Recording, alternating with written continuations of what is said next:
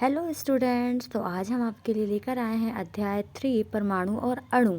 और आशा करते हैं कि आप सभी अच्छे होंगे और अपनी पढ़ाई बहुत अच्छे से कर रहे होंगे। तो चलिए अपना टाइम को वेस्ट किए बिना हम आपको फटाफट से परमाणु और अणु के कुछ नोट समझाते हैं। ठीक है, तो यहाँ पे हम स्टार्ट कर रहे हैं यहाँ पे पदार्थ की प्रकृति। तो आपको तो पता ही होगा पदार्थ क्या होते हैं। तो पदार्थ जो भी हमारे आसपास हैं, चाहे वो गैस हो, ठोस हो या द्रव हो, वो सभी पदार्थ कहलाते हैं। अब पदार्थ की प्रकृति भी जानते ही हैं आप लोग कि कुछ भी हो सकता है, ठोस, द्रव या गैस। ठीक है, हमारा जो चारों ओर की हर वस्तु पदार्थ से बनी है। जैसा कि आपको पता है कि पदार्थ से बनी है हमारे चारों ओर की वस्तु। ठीक है, तो यहाँ पर पदार्थ बहुत छोटे छोटे कणों से मिलकर बना होता है। तो कोई भी ऐसी चीज़ जो बहुत छोटे छोटे कणों से मिलकर बनी है वो क्या कहलाता है? वो हमारा पदार्थ होता है। ठीक है ना।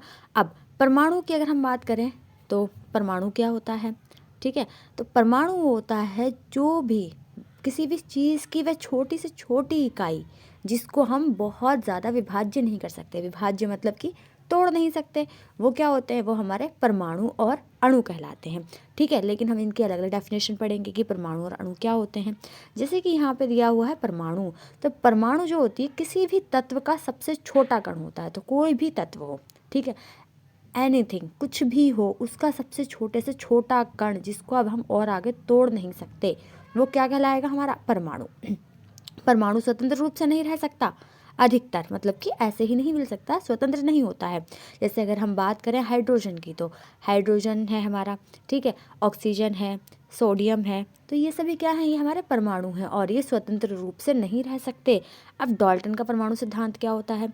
चलिए, भी ये आपसे हमेशा पूछा जाता है एग्जाम्स में। डाल्टन का परमाणु सिद्धांत आपसे हमेशा पूछा जाता है, तो आपको अच्छे से इसको पढ़ लेना है। ठीक है, सभी पदार्थ परमाणुओं से बने होते हैं।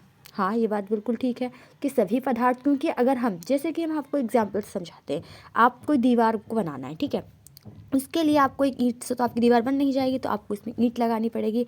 ऐसे ही बहुत सारी ईंटें जब उसके ऊपर बहुत सारी रख देंगे, उसके बाद वो एक दीवार बन पाएगी। ठीक है, इसी तरीके से परमाणु होते हैं। जब कोई एक बहुत, परमाणु क्या है? बहुत छोटा कण, ठीक है, जिसके बहुत सारे उस जैसे ही मिलने से या फिर किसी और परमाणु के मिलने से वो कोई चीज़ इतनी बड़ी बन पाती है कि हम उसको ईजिली देख पाते हैं। ठीक है, तो सभी पदार्थ परमाणुओं से बने हैं। तो कोई भी चीज़ है हमारे आसपास, वो सब परमाणु से बने हैं। ठीक है, तो एक ही तत्व के सभी परमाणु समान होते हैं। हाँ, जैसे अगर हम हाइड्रोजन की बात कर रहे हैं तो उसके सभी परमाणु समान होते हैं। परमाणु ना तो बनाए जा सकते हैं और ना ही नष्ट किए जा सकते हैं। तो हमें ये बात भी ध्यान रखनी है डाल्टन का परमाणु सिद्धांत में। और रासायनिक अभिक्रिया में परमाणु केवल पुनर्व्यवस्थित होते हैं। तो रासायनिक अभिक्रिया हम जो करते हैं, यानी कि केमिकल रिएक्शंस जो हम लोग कराते हैं, जैसे कि हम पानी का देखते हैं, तो पानी में क्या होता है? H2O, हाइड्रोजन होता है और ऑक्सीजन होता है। हम हाइड्रोजन के 2 परमाणु लेते हैं, ऑक्सीजन का 1 लेते हैं। तो यहाँ पे क्या कहा जा रहा है कि जब भी हम रासायनिक अभिक्रिया में परमाणु केवल पुनर्व्यवस्थित होते हैं, कि वो ख़त्म नहीं होते, वो सिर्फ ऐड ऑन हो जाते हैं, जुड़ जाते हैं एक दूसरे के साथ, लेकिन कभी ख़त्म नहीं होते, ना ही वो बनाए जाते हैं। ठीक है, अब बात करते हैं अणु की। क्या होते हैं? तो जब 2 या 2 से अधिक परमाणुओं के जुड़ने से अणु बनता है। जैसे कि हमने आपको बताया परमाणु क्या है? परमाणु है किसी भी चीज़ की वह छोटी से छोटी इकाई जिसको अब हम तोड़ नहीं सकते, और बहुत छोटे भी होते हैं, दिखते भी नहीं है, हम सूक्ष्मदर्शी से देखते हैं। लेकिन अणु क्या है? जब ऐसे 2-3 परमाणु मिल जाते हैं उसको अणु कहा जाता है। ठीक है, अणु स्वतंत्र रूप से रह सकते हैं। डिफरेंस समझ में आ गया होगा आई थिंक दोनों को, कि परमाणु में क्या डिफरेंस है और अणु में क्या है। परमाणु में ये होता है कि वो स्वतंत्र रूप से ज़्यादातर नहीं रह सकते, लेकिन अणु जो है स्वतंत्र रूप से रह सकते हैं। उदाहरण के लिए H2O, जल। अब यहाँ पे परमाणु बन गया, क्यों? क्योंकि देखो, हाइड्रोजन के हमने 2 ले लिए यहाँ पर परमाणु, और ऑक्सीजन का 1 ले लिया। अब ये जब मिल गए तो इतने से 3 हो गए ना। तो मिल गए, तो जब 2 या 3 जुड़कर अणु बनाते हैं, तो अब ये एक जल का एक अणु बन गया, H2O। ठीक है, ऐसे ही हमारा यहाँ पे CO2 मतलब कार्बन डाइऑक्साइड होता है। ओके, अब अणु के प्रकार। तो अणु कितने प्रकार के होते हैं? तत्व का अणु, जैसे कि ऑक्सीजन होता है, हाइड्रोजन होता है। यौगिक का अणु H2O3, NH3, ये सब होता है। ठीक है, तो तत्व के अणु ध्यान रखना कौन कौन से होते हैं, जिसमें क्या होता है? सिर्फ अपने ही जैसे होते हैं, मीन्स अपने ही 2 परमाणु मिल गए तो वो तत्व का अणु। लेकिन यौगिक का अणु वो कहलाएगा जहाँ पे अपने ही ना हो। जैसे कि तत्व में तुम देख रहे हो कि ऑक्सीजन के 2 हैं परमाणु हैं, तो वो ऑक्सीजन ऑक्सीजन के तो है ना। ठीक है, जैसे ऑक्सीजन 1 है, ऑक्सीजन ऑक्सीजन के ही तो है। जैसे कि अगर आप देखेंगे तो ऑक्सीजन का एक हो गया, प्लस में एक और ऑक्सीजन का, तब जाके यहाँ पे ये O2 बन गया है। ठीक है। तो जैसा कि आप देख रहे हैं कि O2 बन गया, तो यहाँ पे तत्व का अणु था और यहाँ पे यौगिक का अणु है, क्योंकि यहाँ पे अगर हम बात करें यौगिक में, यहाँ पे H है, फिर प्लस में H है, फिर हमारा एक O भी तो है, तब जाके हमारा क्या बना है, H2O बन गया है। ठीक है। तो इस तरीके से हम इसको कहते हैं कि ये यौगिक के अणु हैं और वो तत्व का अणु है। अब परमाणु द्रव्यमान क्या होता है, तो परमाणु द्रव्यमान यानी कि एटॉमिक मास किसी परमाणु का द्रव्यमान को U से दिखाते हैं। ठीक है। U एकीकृत परमाणु द्रव्यमान इकाई में मापा जाता है। मतलब कि ये कहा जा रहा है कि किसी भी परमाणु द्रव्यमान को हम यूनिट से दिखाते हैं। U मतलब यूनिफाइड से। ठीक है। जैसे कि आप देख रहे हैं कि एक यूनिफाइड जो है वो किसके बराबर होता है, कार्बन 12 परमाणु के द्रव्यमान का 1/12वां भाग होता है। जैसे कि आपको हम एक एग्जाम्पल से समझाते हैं। जैसे कि आपने देखा होगा तरबूज है, ठीक है, उसके अगर हम पीसीस करते हैं, 12 टुकड़े कर लेते हैं, अब उसमें से हम एक पीस को उठा लेते हैं, तो हम इसको क्या कहेंगे, 1/12 कहेंगे।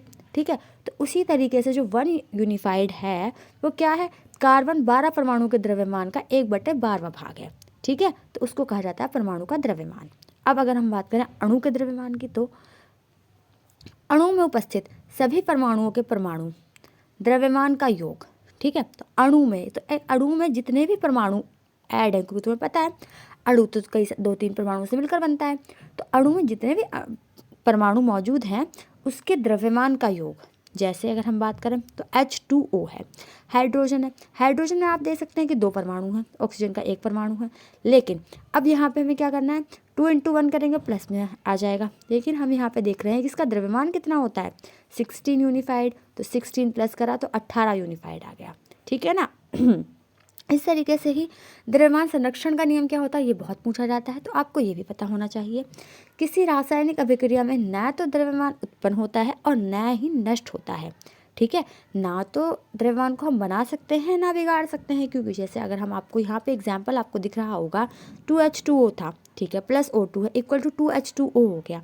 कहने का मतलब यही, आपस में जुड़ गए, लेकिन ऐसा तो नहीं हुआ कि यहाँ पे 2 था तो यहाँ नहीं होता, ऐसा तो नहीं है, यहाँ पर भी है और यहाँ पर भी है, तो इट मीन से जुड़ कर एक हो गए। बट ऐसा कुछ नहीं है कि उसका वज़न कम हो गया या ज़्यादा हो गया, ऐसा कुछ नहीं है। जितना वज़न उनका अलग अलग था, लेकिन अब वो जुड़ने के बाद सेम हो गया। ठीक है। तो यही कहा जा रहा है यहाँ पर। अब आप देखेंगे निश्चित अनुपात का नियम क्या होता है, ये भी पूछा जाता है आपसे। किसी यौगिक में तत्व हमेशा निश्चित अनुपात में पाए जाते हैं। निश्चित अनुपात में, जैसे कि अगर हम H2O की बात लेते हैं, तो H2O क्या है, हमारा जल का अणु है। ठीक है। जल का अणु क्या होता है, हमेशा 1:8 होता है। ठीक है। तो 1:8 क्या है, वो एक निश्चित अनुपात में है कि जल का हाइड्रोजन क्या है उसका 1 है और ऑक्सीजन क्या है उसका 8 है। ठीक है ना। तो ये होता है निश्चित अनुपात का नियम। अगर हम बात करें मोल की अवधारणा, तो मोल की अवधारणा क्या है, तो 1 मोल की वैल्यू कितनी है, 6.022 मल्टीप्लाई में 10⁻²3। ठीक है। कण, इसे आवेगाद्रो संख्या कहते हैं। तो ये ध्यान रखना, ये संख्या पूछी जाती है कि आवेगाद्रो संख्या क्या होती है, तो ये होती है। ठीक है। मोल का उपयोग क्यों किया जाता है, परमाणु की संख्या ज्ञात करने में, द्रव्यमान और कणों के बीच संबंध बताने में। ठीक है ना, इसलिए यूज़ किया जाता है। अब मोलर द्रव्यमान क्या होता है, अब मोल का द्रव्यमान बताना है, तो मोलर द्रव्यमान, तो 1 मोल पदार्थ का द्रव्यमान जो होता है हमेशा तुम देखोगे कि जी में निकाला जाता है, यानी कि ग्राम में और मोल में। ठीक है। उदाहरण जैसे H2O का मोलर द्रव्यमान की बात करेंगे तो 18 ग्राम और मोल में निकालेंगे। ठीक है। अब हम यहाँ पे देखते हैं कि आपको कुछ हम प्रश्न भी दे रहे हैं यहाँ पे, जैसे कि आप देखेंगे कि MCQs हैं आपके लिए जो बहुत इंपॉर्टेंट होते हैं। जैसे कि पदार्थ किससे बना होता है, तो 4 ऑप्शन है, आपको पता है परमाणु और अणु से बना होता है। परमाणु सिद्धांत किसने दिया था, हमें पता है किसने दिया था, डाल्टन ने का दिया था, हमने पढ़ लिया पीछे ही। ठीक है। निम्न में से कौन स्वतंत्र रूप से रह सकता है, ये भी हमने पढ़ लिया, किसे कहते हैं, अणु को। और H2O में कुल कितने परमाणु होते हैं, ये भी हमने पढ़ ही लिया। कितने परमाणु होते हैं टोटल मिला के, 3 होते हैं, हमने आपको ऐड करके बताया ही था। द्रव्यमान संरक्षण का नियम किसे कहते हैं, ये भी बताया था कि इसमें द्रव्यमान ना तो उत्पन्न होता है ना ही नष्ट होता है। ठीक है। जल में हाइड्रोजन और ऑक्सीजन का अनुपात क्या है, तो हमें ये भी पता है 1:8 होता है। 1 मोल में कितने कण होते हैं, ये भी बता दिया, 6.022 मल्टीप्लाई में 10⁻23। एवोगाद्रो संख्या क्या है, ये भी आपको पता है, यहाँ पे हमने आंसर से प्रोवाइड किए हुए हैं। H2O का अणु द्रव्यमान कितना है, ये भी आपको पता है। H2O मतलब कि पानी के अणु का द्रव्यमान कितना है, 18 यूनिफाइड है, देखा था पीछे, निकाला था ना अभी, वही। निम्न में से कौन तत्व का अणु है? ठीक है, तो O2 ऑक्सीजन। ठीक है, मोलर द्रव्यमान की इकाई क्या है? तो ये भी पता है, जी और मॉल से दिखाते हैं इसको। निम्न में से कौन यौगिक है? तो यौगिक भी हम बता सकते हैं ना, CO2, क्योंकि इसमें C यानी कार्बन और ऑक्सीजन दो चीज़ों को अलग अलग केस में क्या परमाणु ऐड हैं, और तत्व में क्या होता है, एक ही प्रकार के परमाणु ऐड होते हैं। ठीक है ना, तो यही सब हम आपके लिए लेकर आए हैं। कुछ नोट्स भी हैं और कुछ MCQs भी हैं, जिससे आप पढ़ेंगे तो आपका काफ़ी इजी हो जाएगा। ठीक है, तो आप इसको अच्छे से पढ़ते रहिए, मेहनत करते रहिए, और अब हम आपसे मिलते हैं नेक्स्ट वीडियो में। और आप हमारे जब तक ये नोट्स को देखिए और रिवीजन कीजिए, बार बार पढ़िए। ओके, लाइक कीजिए, सब्सक्राइब कीजिए। Thank you.